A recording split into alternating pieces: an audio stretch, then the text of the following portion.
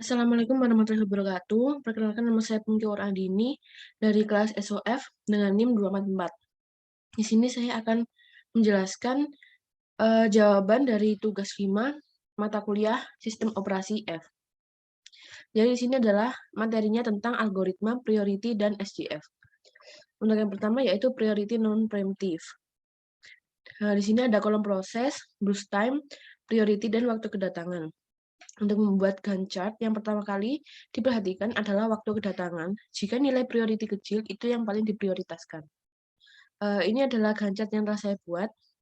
Jadi yang pertama kali diperhatikan waktu kedatangan terlebih dahulu. Setelah itu priority. P1 waktu kedatangannya 0. Dia masuk dengan priority 3. Di waktu ketiga, P2 datang, lalu dicek nilai prioritinya yaitu 1. Lalu di-compare dengan nilai priority P1 yang nilainya 3. Seharusnya P2 mengintera P1 karena priority. Karena priority P1 lebih tinggi, tidak diprioritaskan daripada P2. Kenapa tidak diinterrupt? Karena dia masuk non-preemptive. P2 diproses sampai terminate, selanjutnya dengan proses P3 saat waktu keempat sampai terminate dengan waktu priority 2. Di sini ada waiting time, itu P1 sama dengan 0, P2 sama dengan 10 dikurangi 3 sama dengan 7, karena dia menunggu di waktu ketiga. Untuk P3 sama dengan 12 dikurangi 4 sama dengan 8, karena dia menunggu di waktu keempat. Untuk average waiting time, yaitu 0 ditambah 7 ditambah 8, kemudian dibagi 3 sama dengan 5. Kemudian untuk turnaround time, yaitu P1 sama dengan 10 dikurangi 0, dan hasilnya 10, dikurangi dengan waktu kedatangan. Untuk P2, 12 dikurangi 3, dengan hasil 9, dikurangi dengan waktu kedatangan. Untuk P3, 17 dikurangi 4 sama dengan 13, dikurangi dengan waktu kedatangan. Average turnaround time-nya yaitu 10 ditambah 9 ditambah 13, kemudian dibagi 3, dan menghasilkan nilai 10,6. Di sini adalah Gantt chart dari primitif, yaitu di waktu kedatangan di P1 adalah 0 ketika dia diproses oleh CPU selama P2 datang di waktu ketiga dengan nilai priority yang lebih diprioritaskan daripada P1 yaitu 1, di mana lebih kecil daripada 3. Di waktu keempat, P3 datang tetapi prioritasnya lebih kecil daripada P2. Jadi P2 diprioritaskan terlebih sampai terminate. Setelah itu memprioritaskan P3 karena nilai priority P3 lebih kecil daripada P1 yang artinya P3 lebih diprioritaskan sampai terminate, lalu selanjutnya memproses P1 sampai terminate. Waiting time-nya P1 sama dengan 0 ditambah 10 dikurangi 3, dan nilainya 7. P1 menunggu dari waktu ketiga sampai ke 10. Untuk P2 sama dengan 0. Pertama kali datang dengan prioritinya tinggi, jadi paling diprioritaskan. Untuk P3 sama dengan 0 ditambah 10 dikurangi 5, dan hasilnya 5. Untuk average waiting time yaitu 7 ditambah 0 ditambah 5 kemudian dibagi 3 dan hasilnya 4. Selanjutnya adalah turnaround time. P1 ini 17 dikurangi 0, hasilnya 17. Dikurangi 0 waktu kedatangan. Untuk P2 5 dikurangi 3 sama dengan 2, dikurangi 3 waktu kedatangan. P3 10 dikurangi 4 sama dengan 6, dikurangi 4 waktu kedatangan. Average runtime-nya 17 ditambah 2 ditambah 6, kemudian dibagi 3, dan menghasilkan 8,3. Selanjutnya adalah SGF preemptive. Yang dilihat adalah burst time. Nilai burst time yang paling kecil itu yang paling didahulukan. Untuk menggambar Gantt chart, yang pertama kali dilihat adalah waktu kedatangan. P1 datang, dia langsung dieksekusi sampai terminate karena non-preemptive di waktu ketiga, P2 datang, dan waktu keempat P3 datang. Mereka mengantri terlebih dahulu sampai proses P1 selesai, baru dilihat burst time-nya. Siapa yang akan diproses selanjutnya?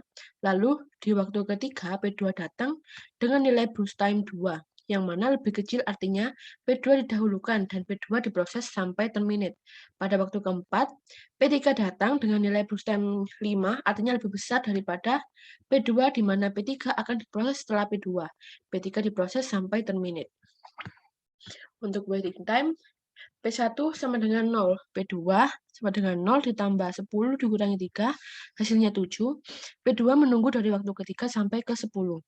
Untuk P3,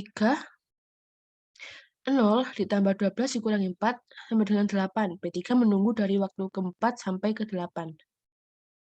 Average waiting time-nya 0 ditambah 7 ditambah 8, kemudian dibagi 3 sama dengan 5. Untuk turnaround time, P1 10 dikurangi 0 sama dengan 10 dikurangi waktu kedatangan P1. Untuk P2 12 dikurangi 3 sama dengan 9 dikurangi waktu kedatangan P2. P3 17 dikurangi 4 sama dengan 13 dikurangi waktu kedatangan P3. Flash turnaround time yaitu 10 ditambah 9 ditambah 13 kemudian dibagi 3 hasilnya 10,6. Selanjutnya di sini ada SCS preemptive. Yang dilihat adalah burst time. Nilai burst time yang paling kecil itu yang paling didahulukan untuk menggambarkan chart. Yang pertama kali dilihat adalah waktu kedatangan.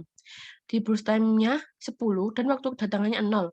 Otomatis dia yang pertama kali diproses. Di waktu ketiga datang P2 dengan burst time 2, di mana lebih kecil daripada P1. Otomatis P1 diinterrupt dan dimasukkan P2.